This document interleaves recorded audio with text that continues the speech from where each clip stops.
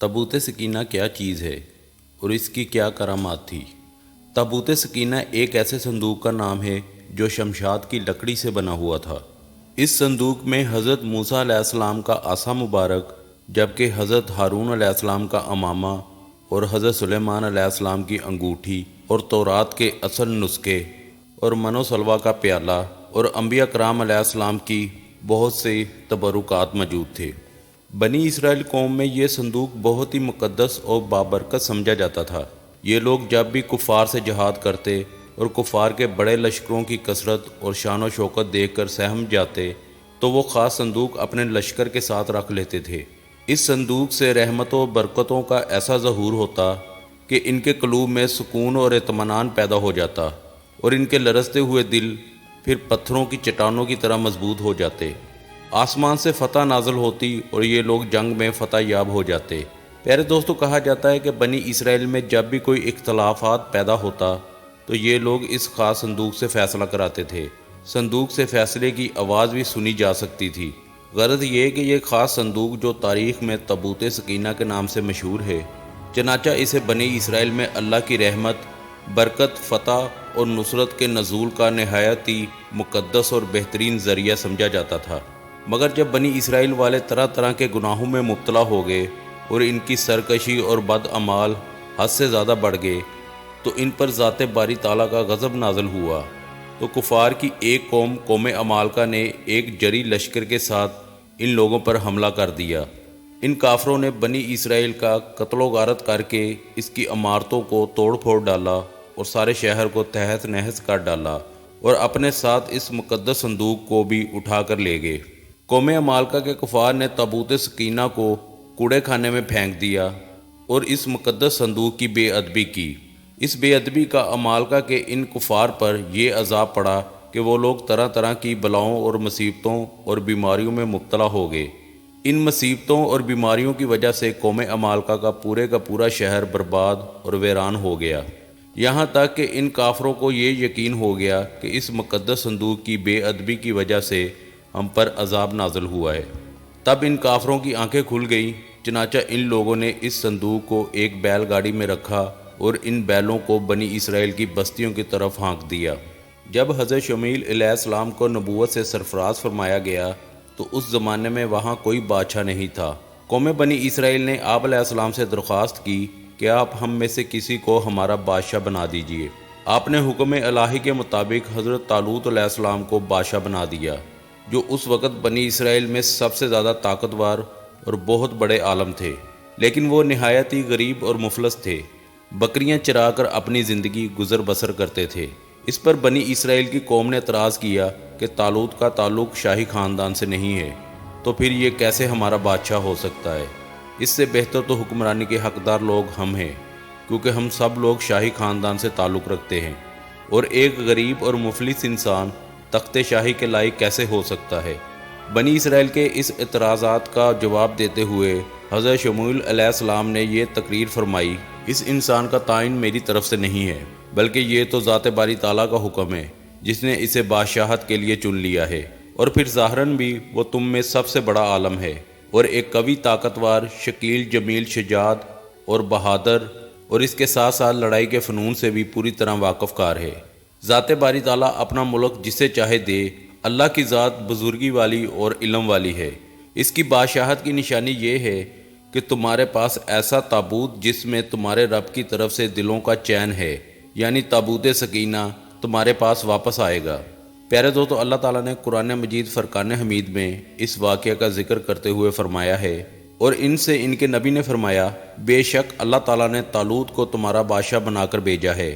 وہ بولے، اسے بادشاہی کیوں کر ہوگی، اور ہم اس سے زیادہ اس سلطنت کے مستحق ہیں، اور اسے مال میں بھی وسعت نہیں دی گئی ہے۔ فرمایا کہ اسے اللہ نے تم پر چن لیا ہے، اور اس کو علم اور جسم میں کشادگی زیادہ دی ہے، اور اللہ اپنا ملک جسے چاہے عطا فرما دے، اور اللہ وسعت والا، علم والا ہے۔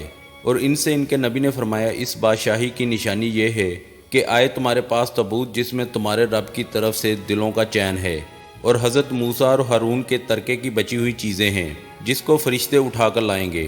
بے شک اس میں تمہارے لیے بہت بڑی نشانی ہے اگر تم ایمان رکھتے ہو۔ سورہ بقرہ آیت نمبر 247 سے 248۔ چنانچہ تھوڑی ہی دیر بعد میں اللہ کے فرشتے آسمان اور زمین کے درمیان اس مقدس تابوت کو اٹھائے ہوئے تمام لوگوں کے سامنے آئے، پھر حضرت طالوت کے سامنے لا کر رکھ دیا۔ پھر اس تابوت کو دیکھ کر انہیں طالوت کی بادشاہت کا یقین ہو گیا، اور قوم بنی اسرائیل نے حضرت طالوت کی بادشاہت کو دل سے تسلیم کر لیا۔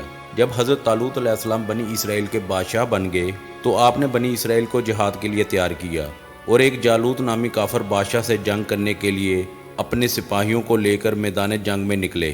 راستے میں حضرت طالوت علیہ السلام اپنے لشکر سے مخاطب ہوئے اور فرمایا کہ ذات باری تعالیٰ تمہیں ایک نہر کے ساتھ آزمانے والا ہے، اور اس نہر کا نام نہر شریعہ تھا، جو کہ اردن اور فلسطین کے درمیان واقع تھی۔ حضرت طالوت نے اپنے تمام لشکر کو اس بات کی تاکید کی کہ کوئی بھی اس نہر کا پانی نہ پیے۔ ہاں، اگر کسی نے شدت پیاس میں ایک آدھا گھونٹ پی لیا تو کوئی حرج نہیں، لیکن سپہ جب اس نہر کے قریب پہنچی تو پیاس کی شدت سے اس لشکر کے بہت سے لوگ اس نہر پر جھک پڑے اور خوب پیٹ بھر کر پانی پی لیا۔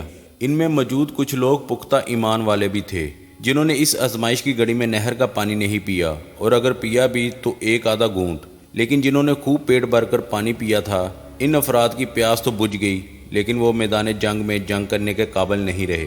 پیارے دوستوں، مفسرین کے مطابق اس لشکر کی 80,000 تعداد تھی، جن میں 76,000 لوگوں نے پیٹ بھر کے پانی پی لیا تھا۔ ان کی اس نافرمانی کا یہ اثر ہوا کہ ان کے حوصلے پست ہو گئے، اور انہوں نے نہایت ہی بزدلانہ پن سے جہاد سے انکار کر دیا، اور دشمن کی زیادتی نے انہیں خوف میں مبتلا کر دیا، اور کہنے لگے کہ ہم جالوت اور اس کے جری لشکر سے لڑنے کی ہمت نہیں رکھتے۔ صرف 4,000 سپاہی حقیقی فرما بردار نکلے۔ انہوں نے رب تعالیٰ کے حضور گڑ گڑا کر دعائیں کی کہ اے اللہ، لڑائی کے وقت تو ہمارے قدم جما دے اور ہمیں بھاگنے سے بچا لے، اور ہمیں ان دشمنوں پر غالب فرما۔ ان کی دعا قبول ہوئی، اور رب ذوالجلال نے انہیں فتح اور نصرت سے ہمکنار کیا۔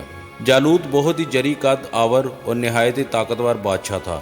دونوں فوجیں آپس میں میدان جنگ میں لڑائی کے لیے تیار کھڑی تھی، تو حضرت طالوت علیہ السلام نے اپنے لشکر میں یہ اعلان کر دیا، جو شخص جالوت کو قتل کرے گا تو میں اپنی بیٹی کا نکاح اس کے ساتھ کر دوں گا، اور اپنی آدھی سلطنت کی باغ دوڑ بھی اس کو عطا کروں گا۔ چنانچہ جب جنگ شروع ہوئی تو نبی خدا حضرت داؤد علیہ السلام میدان میں آ گئے۔ جب جالوت کی آپ پر نظر پڑی تو آپ نے اپنی گلیل پر پتھر رکھے اور اللہ کا نام پڑھ کے جالوت کے اوپر پھینک دیے۔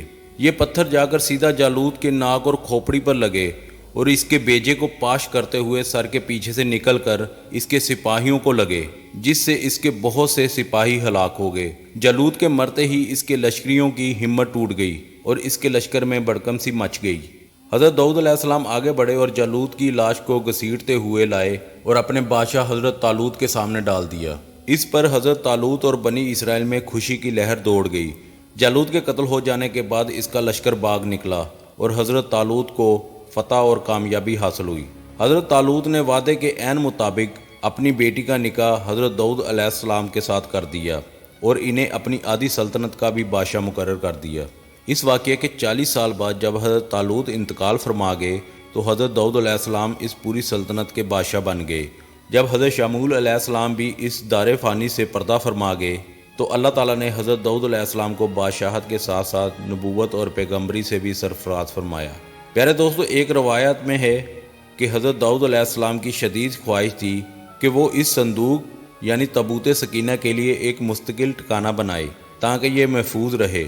بالآخر حضرت سلیمان علیہ السلام نے اپنی عہد سلطنت میں یہ گھر بھی تعمیر کروایا، جو کہ بعد میں ہیکل سلیمانی کے نام سے مشہور ہوا۔ حضرت سلیمان علیہ السلام نے یہاں وہاں کے خادمین کے لیے رہائش گاہیں بھی بنوائی تھی۔